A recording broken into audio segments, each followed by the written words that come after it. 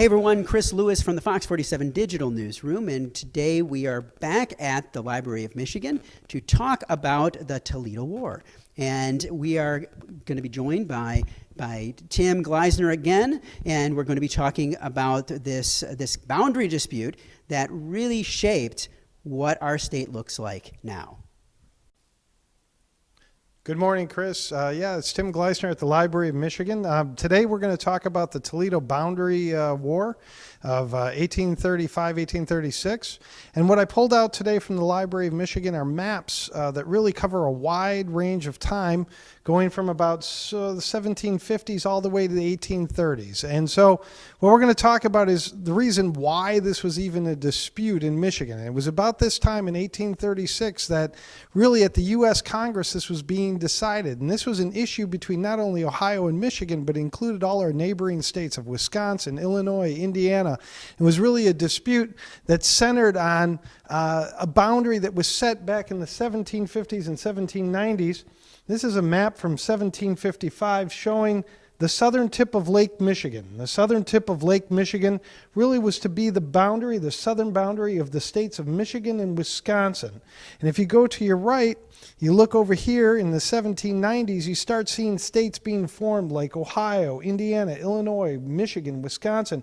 And again, that southern boundary of Lake Michigan was to be the boundary for Michigan and Wisconsin, and the northern boundary for Ohio, Illinois, and Indiana.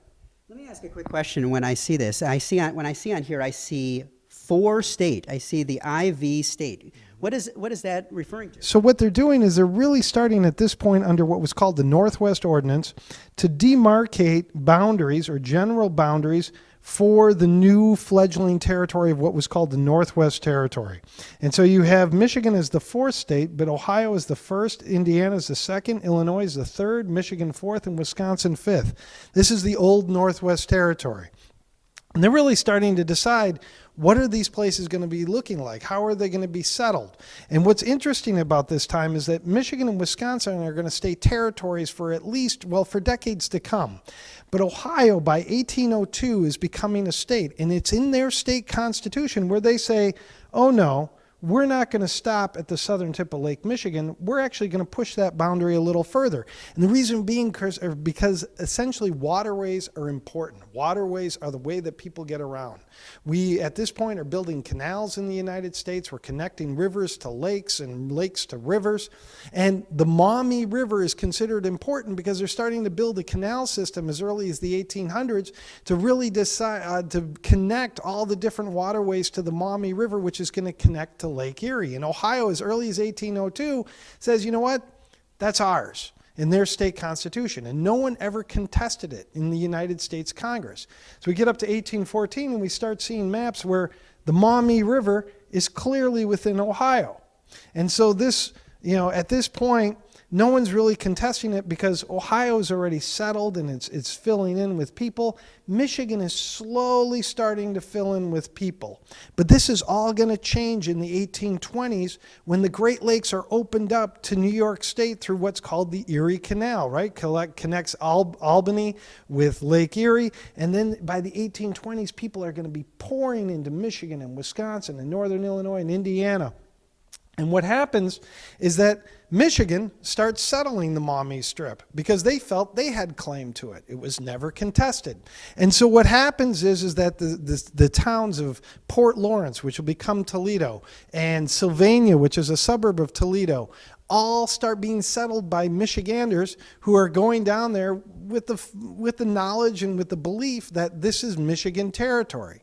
Well, as it's slowly filling in, and we can walk over here, what you start seeing is Ohio starts pushing back. Ohio says, no, we have this claim from 1802, and we want to lay claim. And we have this map here from approximately 1831 where Michigan is saying, nope, we have it. This is a map of the Illinois, Indiana, and Michigan territories, and this boundary aligns with southern Lake Michigan, and so this is ours. But Ohio starts pushing back, and they start saying, you know what, no, our Constitution says no, and if you go to this map, it clearly shows that, Michigan has claim to the Maumee River, And by 1836, in the next map, you have Ohio suddenly laying almost a solid claim to that territory we know now as Toledo and Lucas County. Lucas is after the governor of that time, who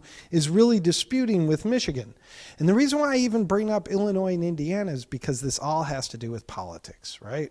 Now, the war wasn't much of a war. One man was stabbed, maybe a donkey was killed. But really what's interesting about it is that Ohio starts really staying claim to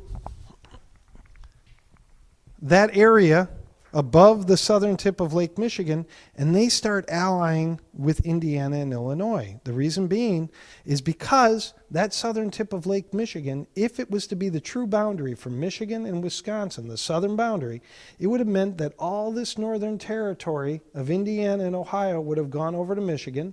So that would have included Gary and Toledo, and Wisconsin would have gone all the way down and included Chicago.